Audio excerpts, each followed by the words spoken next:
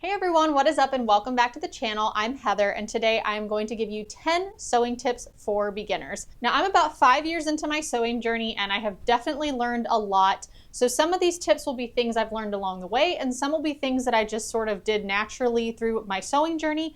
But I know that here in the community, we're all gonna have a little bit, a piece of information that the next person doesn't have, or think of something that isn't on this list, because we all do that. I'm sure I'll turn the camera off and go, oh my gosh, this would have been another good tip to throw out there. So please, if you would be so gracious, all of the sewers in the community, I would be grateful if you would leave your favorite tips down in the comments as well, so that we can just collectively have an amazing list of information. But I will give you my 10 right now. Okay, so these are in no particular order, but the first thing on my list is fight the urge to buy all of the fabric. And this is a hard one. This is one I definitely did not do when I started sewing, but the thing is, as you start sewing, and many of you may know what you want to get into sewing when you start, but some of you may discover along the way that you enjoy handbags or apparel or, all sorts of different areas of sewing. And so what happens is we get so excited and we see all these beautiful fabrics that we want to grab and, we'll find a use for. But sometimes we just don't know what we don't know. So when I started, I did that very thing, especially with Hobby Lobby and Joann's being more affordable. When I would shop sales and clearances, I would grab things I liked. However, as I have sort of developed my stash, I have started realizing that many things I picked out early on are not things I'm ever going to use. Now that I know I really love sewing apparel, that is the thing that I gravitate towards. That's the thing I knew I wanted to sew. And so some of those things I bought just aren't really conducive to the type of things I have ended up making. So it's just a good idea to fight that urge, as much as I'm sure many of us have it, and just focus on buying what you need for a project or for something that you know specifically. And really utilize too, if you're using a pattern, kind of the recommended fabrics when you start, because that's going to help a lot. Make sure that the garment is going to behave the way you would like for it to behave. So yes, just fighting the urge to buy all the fabric. Number 2 on my list is to set realistic goals. So another thing that's really tempting is we want to make the dream thing we have in our mind, right? So we can be overly advantageous and jump into projects that we're really not ready for. Now, this is going to flow into number 3 here in a second, because I have a caveat with this statement. But, in order to enjoy a hobby, I think a really big part of that is being successful. Because if you struggle too much early on, I think it can be discouraging for a lot of people, and then you end up never coming back to it. So I do think it's important to have realistic goals. Now, that being said, I also think it's important, as you continue to sew, to maybe, on the second thing you do, add another skill, add another skill, add another skill, so that you're always slowly growing without overwhelming yourself. But I've definitely seen a lot of people online, and not to call anybody out, but that they do get discouraged because they are biting off more than they can chew early. So I think there is a good balance to be had there, which is where number 3 comes in. Just because you're going to set realistic goals does not mean you have to choose boring patterns. So number 3 on this list is to not choose boring patterns and or projects. You can still find something in a beginner skill set that would be something you would be more excited to sew. Sometimes we fall into this trap of either being told or thinking we need to do something super basic like a pillow or pajama pants. There's kind of these things that tend to be beginner projects, and it's not that there isn't good reason, but I think, again, if you're not excited about what you're making, it's another thing that is just not going to make you want to grab, your sewing machine and make something. So there's a lot of great patterns and things out there that can still be interesting for you while starting from the beginning. So yeah, definitely, search out beginner patterns, where to start, but don't feel like you have to make something that you aren't interested in. Number 4 on my list, and this is a big one in my opinion, do your homework. And what I mean by that, this is something I did do naturally early on, and I just think it was so helpful. I am a researcher, so when I get into any project, if there's anything I'm uncertain about, I will research it and research it and research it until I feel that I have given myself the best opportunity for success. So for example, every fabric that you use might have different requirements, different needles, right? Different stitch types, different ways of pressing the material, and it's going to handle heat differently. Different pre-washing, which pre-wash your fabrics. This is like a bonus right here in your homework. Just pre-wash your fabrics and save yourself the heartache of shrinking anything later.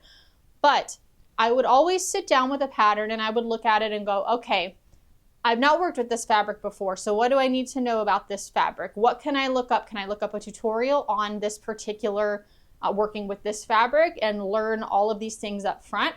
Some delicate fabrics, sometimes you want to use tissue paper when you're cutting those or sewing those or different things. And so all of these tools and all of this research that you can do up front is going to give you a better product from eliminating some of those stresses by just going ahead and going for it. And once again, I always feel like from a teacher's heart that setting yourself up for success and seeing that success is going to motivate you to keep going. So anything that I can do to eliminate potential headaches or again, have a positive outcome, I am always going to do.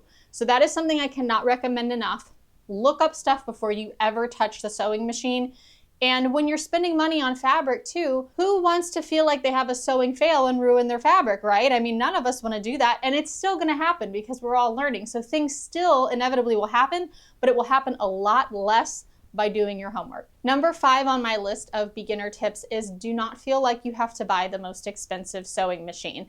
Now, I have a Husqvarna Topaz 40, Viking Topaz 40 now, but when I started, I had a Brother beginner machine and it worked great. I still have it in the closet here. It was a little workhorse, and if anything goes down with my Husqvarna, I'm going straight to that. But most things you're going to want to sew, you aren't going to need all the bells and whistles, you know? So again, don't feel like you have to rush out and just buy the most expensive thing. There are very solid beginner machines, and there's always the option to buy something used as well. That's totally a personal decision. I tend to be somebody that will buy new a lot of times just because if there's a warranty and things like that, I do prefer to have that warranty myself. But there's also nothing wrong if you want to get a little more bang for your buck, going the used route as well. And there's so many good machines out there, which is a very personal choice. So again, do your homework, but don't feel like you have to buy the most expensive machine to have success. Number 6 on this list, I guess kind of could go with do your homework, but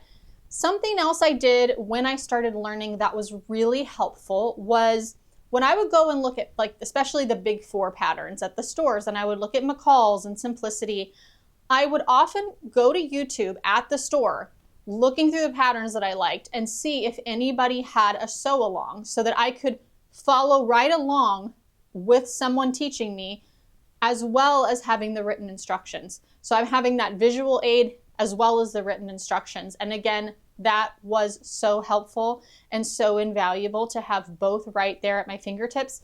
I know some people are great with just written information, but especially when you're learning, it's almost like a foreign language a little bit, patterns. There's a lot of terminology that will be new to you, and having somebody that can fill in the gap by visually showing you what they're referring to, I think is so helpful because there really aren't sew-alongs for every pattern out there. Matter of fact, a lot of times there aren't, but you can definitely find sew-alongs for quite a few. So if you've got, 10 patterns you're considering buying, take the time, flip through YouTube, see if any of those maybe have a sew-along with it, and consider that as maybe a better option because you'll have a second learning tool for that pattern. Number 7, continue trying new things. This also ties into something I was talking about earlier where I was saying, even though you're learning and you don't want to go in and do a ball gown the first time that you make something, I do think every project you work on,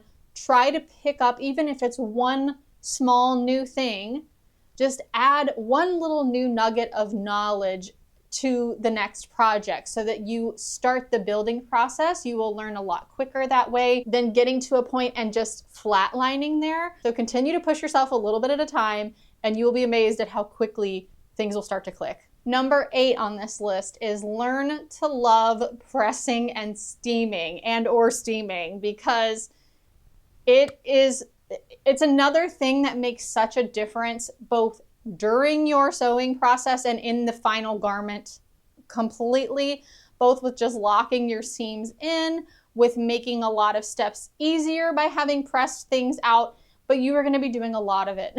So it's not my favorite part of the process, but it is a necessary part of the process. So that's another thing when you do your homework, make sure you know steaming or pressing on what type of material you're using and what those settings should be. So number 9 on my list is learn to take your measurements and to take them correctly.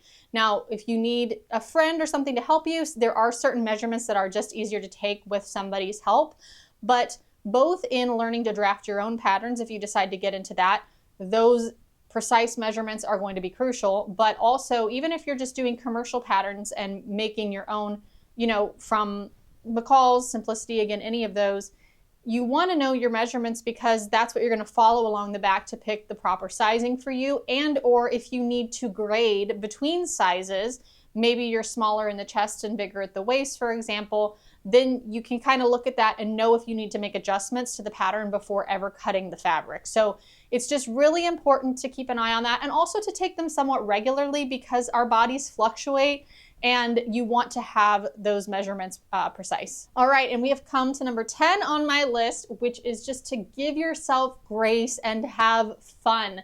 This entire process should be fun. I mean, who gets into this to not have fun, right? I mean, you'll have days where you get frustrated. We've all been there. Trust me, my January this year was crazy.